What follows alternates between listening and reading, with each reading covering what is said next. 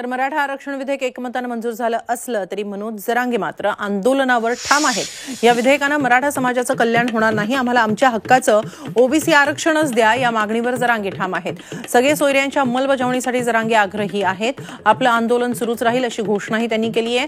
सरकारचा निषेध म्हणून त्यांनी सलाईनही काढून टाकलं। आता पुढील आंदोलनाची दिशा ठरवण्यासाठी त्यांनी उद्या मराठा बांधवांची अंतरवाली सराटीत बैठकही बोलावली आहे। परंतु टिकेल का ही शंका आहे।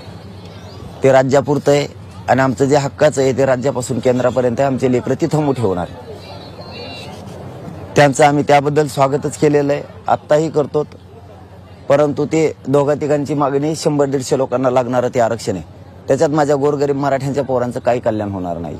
त्यामुळे आम्ही आमच्या ओबीसीतून आरक्षणाला जे आमचं आहे हक्काचं आम्ही त्यांचं द्या म्हणत नाहीत, आमचंच आहे ते। आणि ज्यांच्या नोंदी मिळाल्या त्यांच्यासाठी सगळ्या सोयऱ्यांची जी आपण आधी सूचना काढली त्याची अंमलबजावणी आम्हाला पाहिजे आणि त्यावरती आम्ही ठाम आहे।